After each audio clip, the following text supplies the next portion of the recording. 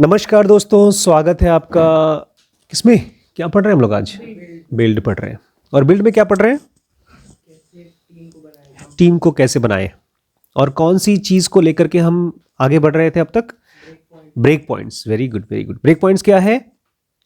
ऐसे पॉइंट जिसमें हमारी कंपनी ग्रो हो रही है, ग्रो हो रही है, ग्रो हो रही है और उसके बाद अब टूट के ख़त्म हो जाएगी। और ज़्यादातर कंपनीज ख़त्म हो जाती हैं।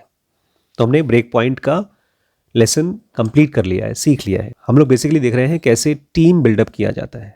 आज मेरे सामने एक आदमी आया था जो मिलियनेयर है, बिलियनेयर नहीं, मिलियनेयर, करोड़पति। उस आदमी की नेटवर्थ होगी कम से कम 50 से 70 करोड़ की। उसके पास एम्प्लॉयज़ होंगे तकरीबन 350 400। अब उसको खाली मैनेजर्स नहीं, उसके पास मैनेजर्स हैं। अब उसको मैनेजर्स के अलावा वो ब्रेक पॉइंट पे पहुंच चुका है। क्या चाहिए? कल्चर तो चाहिए। कल्चर बनाएगा कौन? Coaches, mentors. तो आपकी कंपनी में 380-90 एम्प्लॉयज़ हैं।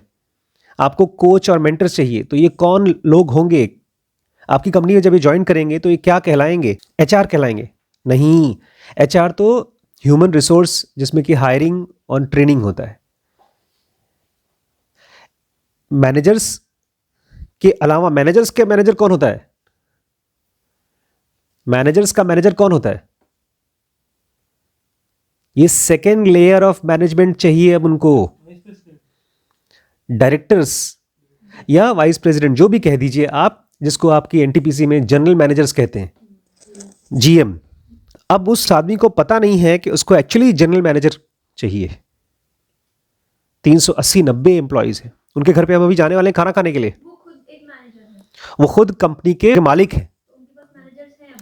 मैनेजर्स हैं उनके पास। 4 बड़े बड़े ऑर्गेनाइजेशन चलते हैं उनके।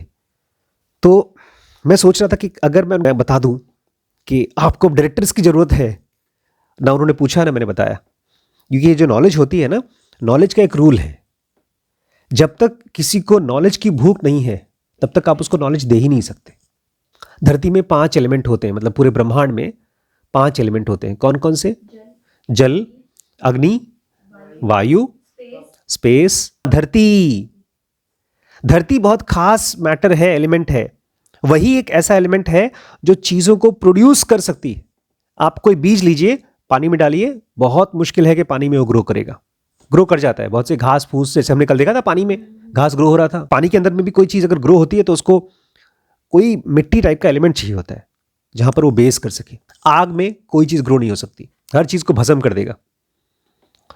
हवा में और स्पेस में तो कोई सवाल ही नहीं उठता, उठाकर फेंक देता है।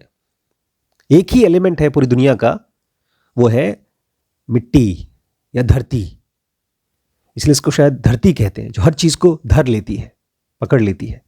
नॉलेज का रूल है कि एक आदमी जब तक उसको धरना नहीं चाहता, रिसीव नहीं करना चाहता, उसको भूख नहीं है, तब तक वो रिसीव नहीं कर सकता। तो मैंने इनको नहीं बताया। अगर हमारी उनकी दोस्ती होती है और वो कभी मुझसे पूछते हैं, सर आप WBX में पढ़ा रहे हैं या मेरी कंपनी में एक स्ट्रगल चल रहा है, तो मैं कैसे उसको सॉल्व कर सकता हूँ प्रॉब्लम को, तो मैं उनको ज़रूर बताऊंगा। क्या बताऊंगा? कि जब आपकी कंपनी 300-400 एम्प्लॉयज़ पर पहुंचती है तो उसको एक कॉर्पोरेट स्ट्रक्चर देना चाहिए आपको, और चार्ट बदलना होगा, और आपको चाहिए होंगे डायरेक्टर्स। खैर, वो तो पिछले वाले लेसन का था, ब्रेक पॉइंट्स का। अब हम लोग शुरू करने वाले हैं एक ऐसा टॉपिक जो एकदम नया है। थोड़ा बहुत वैभव को इंटरेस्ट है इसमें, बट अपने आप में एकदम नया टॉपिक है, इसलिए आप सब शायद स्ट्रगल करेंगे। इसको बोलते हैं डिजाइन फॉर एवरीवन। क्या बोलते हैं? Design for everyone. Apple company इस समय दुनिया की सबसे बड़ी कंपनी है, सबसे बड़ी कंपनी। और जब गूगल ने नेस्ट कंपनी खरीदा, टोनी फेडल की नेस्ट कंपनी खरीदा, तो वो यही चाहते थे कि एप्पल का कुछ ऐसा कल्चर है नेस्ट कंपनी में। बिकॉज नेस्ट कंपनी जिसने चालू किया है वो पहले एप्पल में ही काम करता था। उसी ने, टोनी फेडल, उसी ने आईपॉड, आईफोन के साथ काम किया। तो गूगल के पास बहुत पैसा है, बहुत कुछ है, लेकिन वो एप्पल वाली चीज नहीं है। एप्पल वाली चीज क्या है? एप्पल के पास जो स्पेशल चीज है वो है डिजाइन। हर चीज जब वो बनाता है, इनफैक्ट गूगल का आप कोई शोरूम नहीं देखेंगे, कहीं पर है नहीं, लेकिन एप्पल का शोरूम जब कभी हम लोगों के पास मौका मिलेगा, कभी देख पाएंगे। इंडिया में पता नहीं कहाँ है कहीं? इलाहाबाद में है।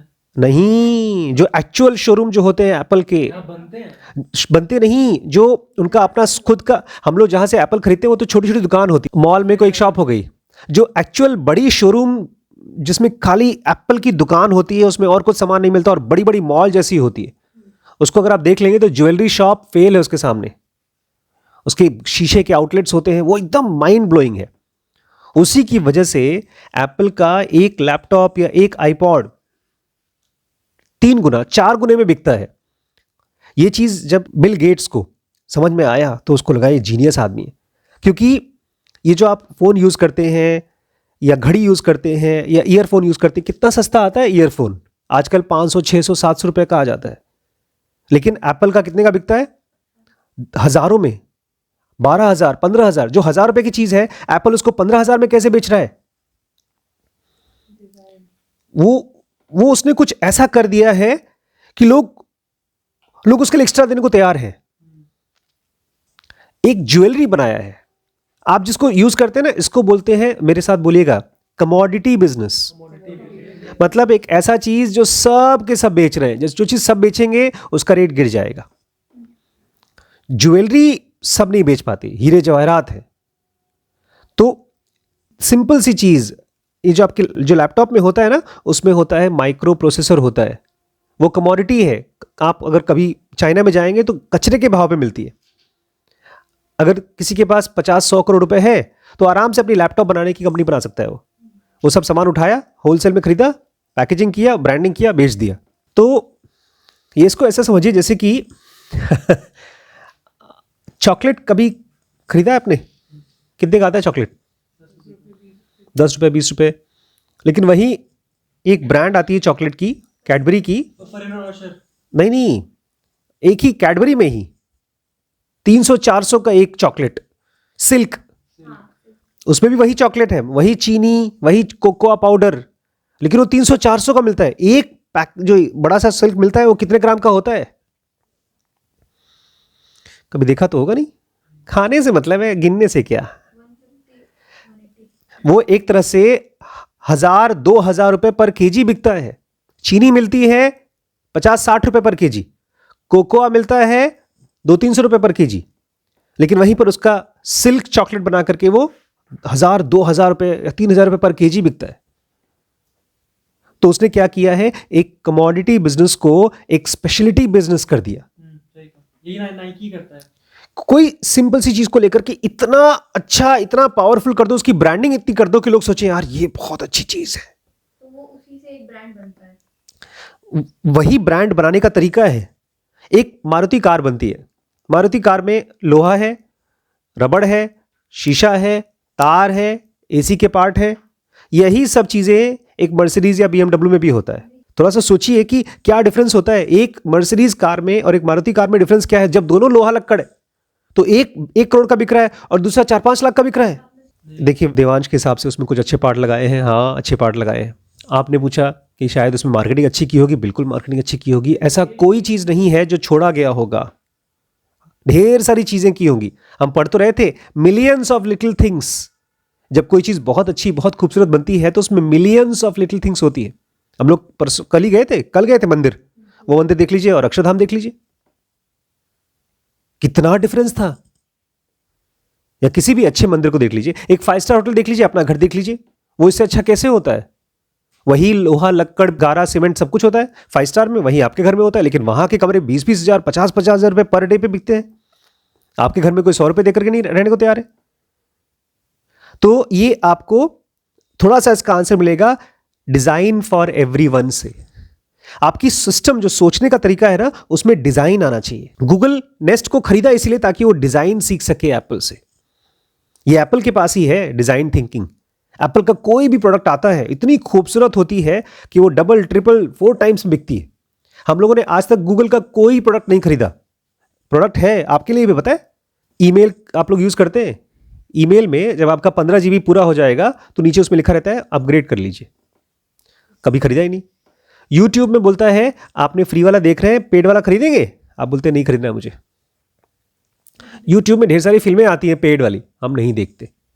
गूगल के ढेर सारे प्रोडक्ट हैं जिसमें कि हम कभी इन्वेस्ट ही नहीं करते। लेकिन एप्पल के बारे में सोचते हैं जब पैसा आएगा तो खरीदूंगा। हम लोग पैसा इकट्ठा करते हैं, क्यों? बिकॉज एप्पल के पास डिजाइन है, वो प्राइमरीली डिजाइन के चारों तरफ सोचता है। डिजाइन खूबसूरत चीज को बोलते हैं, डिजाइन देखो कितनी अच्छी है। तो आज टोनी फेडल हमको सिखा रहे हैं डिजाइन फॉर एवरीवन, हर किसी के लिए डिजाइन करो।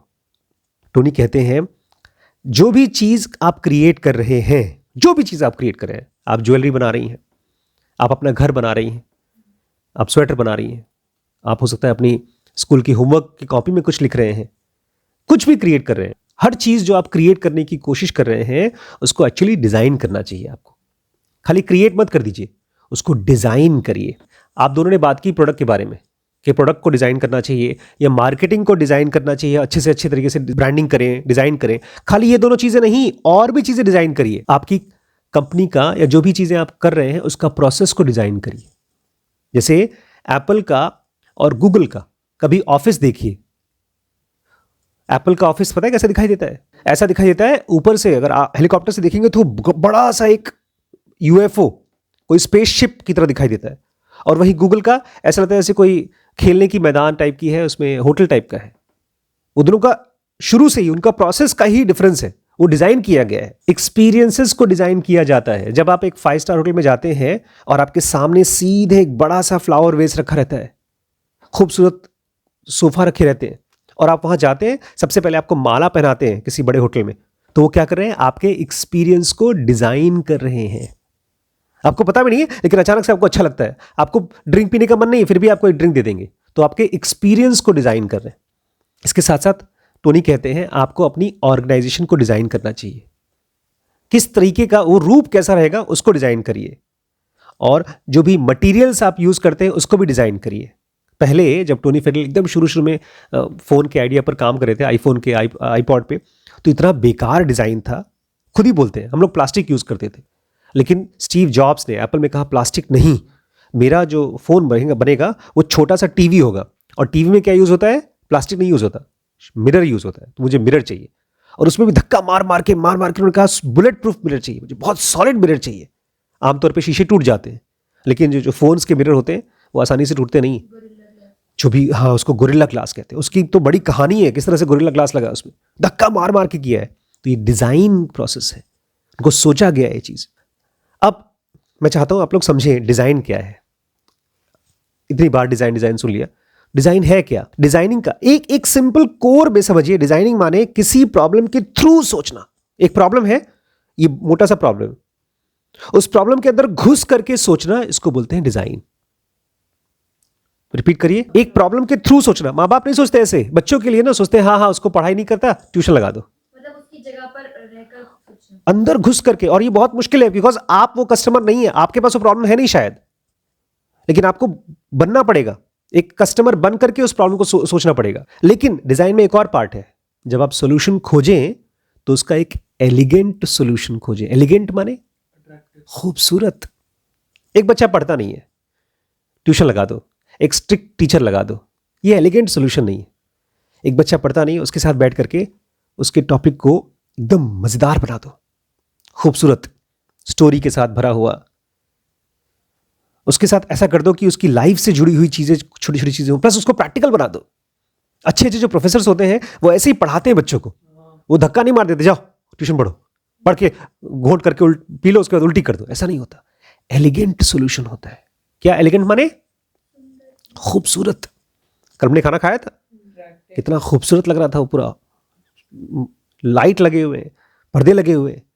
टोनी कहते हैं ये काम कोई भी कर सकता है, लेकिन कोई भी करता नहीं है, करना हर किसी को चाहिए।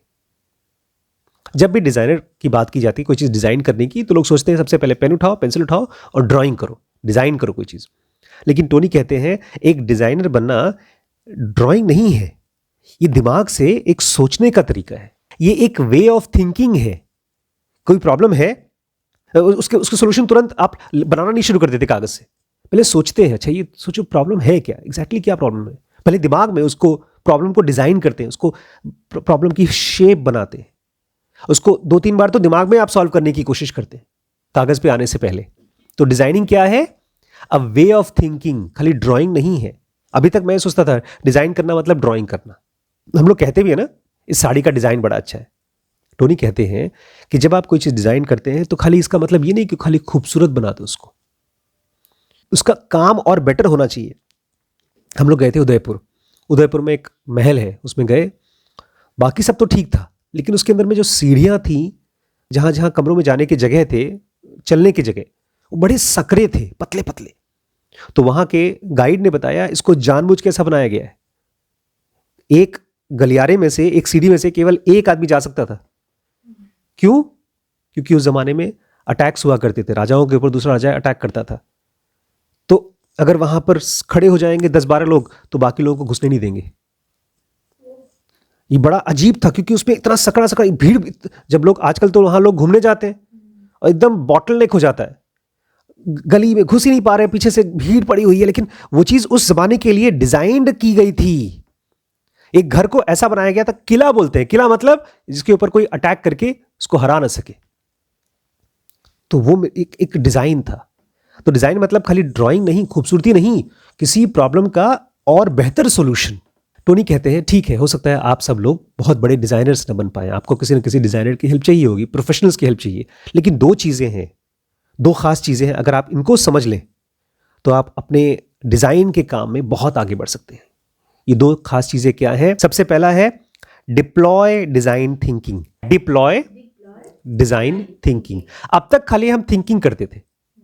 टोनी फिडल कहते हैं खाली थिंकिंग नहीं करना है। थिंकिंग एक एम्प्लॉय की तरह दिमाग में सोचो कि मेरा एक ढेर सारे मैनेजर हैं जो सोचने का काम करते हैं, उसमें से एक मैनेजर डिजाइन वाला तरीके से सोचता है। जैसे आज मैं बाबू को बोला था तुम्हें अगले 1 साल तक ये सोच के चलो, हर महीने नहीं तो कम से कम 2 महीने में एक बार यहां आना है। ये मैंने उसको कहा कि इससे सोचो जैसे तुम यहां आते हो और मुझसे जो दिमाग लेते हो मेरा, वो 1 लाख रुपए ले रहे हो, तुम 1 लाख रुपए लेने आ रहे हो, तो ये एक अलग से सोचो कि मेरा सोचने का काम तो दिमाग करेगा, लेकिन एक बंदा ऐसा है जो डिजाइन थिंकिंग करेगा, वो प्रॉब्लम के थ्रू ऐसे सोचेगा जैसे खूबसूरत सॉल्यूशन निकले। डिप्लॉय मतलब किसी को नौकरी पे लगाना, उसको डिप्लॉय कर दिया उस काम के लिए। आईडियो नाम की एक कंपनी है, IDEO, उसके फाउंडर हैं डेविड कैले।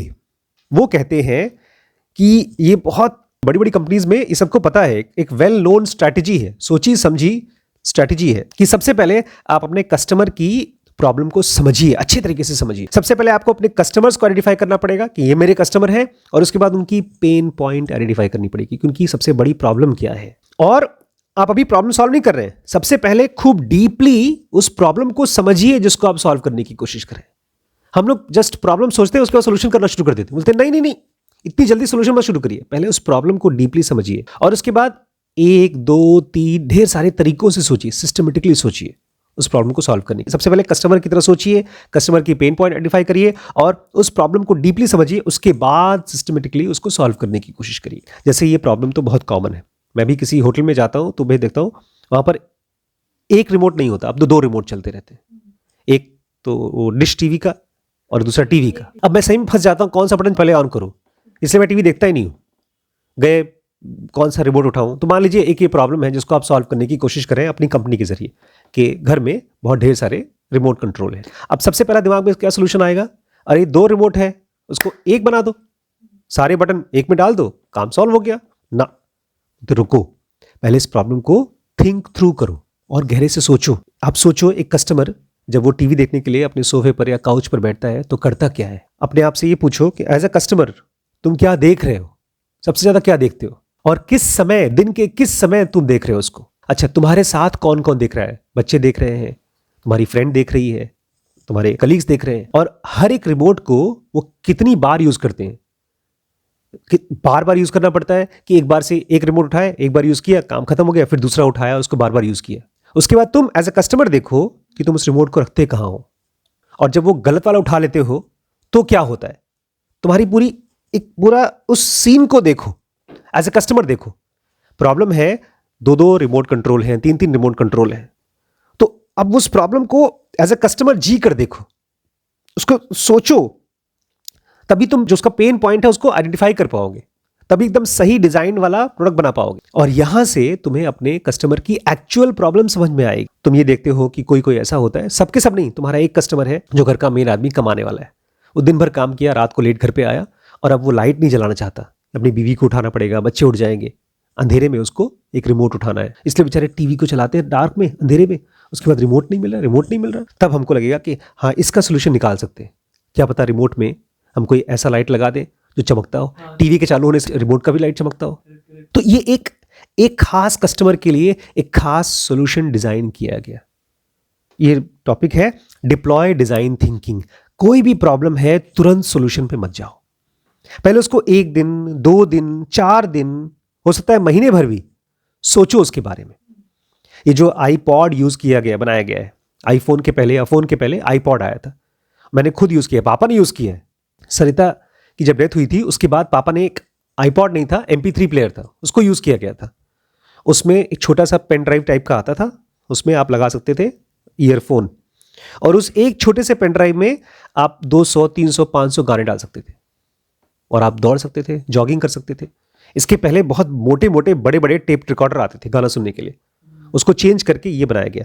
तो जिसने भी बनाया उसने अपने आप को देखा कि मैं दौड़ते समय गाना सुनता हूं और वजन भारी होता है। प्लस एक और बड़ी प्रॉब्लम थी उसमें, उसको बोलते थे वॉकमैन, उसमें टेक कैसेट पड़ता था और हम गाना सुनते थे।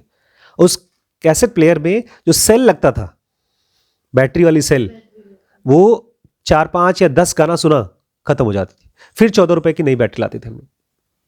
ये प्रॉब्लम थी, सालों साल से थी। तो लोगों ने थिंक थ्रू किया कि यार ये बैटरी का प्रॉब्लम सॉल्व करना पड़ेगा। तो आजकल के मोबाइल में रिचार्जेबल बैटरी आती है, बल्कि कुछ साल तक तो बैटरी भी चेंज कर सकते थे, नया बैटरी डाल सकते थे। अब तो बैटरी भी निकाल नहीं सकते, अब बैटरी अंदर छुपी रहती है, दिखती भी नहीं है। तो हर एक प्रॉब्लम को पहले सोचा गया। ये एक दिन में नहीं बना आईफोन या आईपॉड, इसको जिन लोगों ने भी डिजाइन किया उसके बारे में 1 दिन 2 दिन 1 साल 2 साल तक सोचा।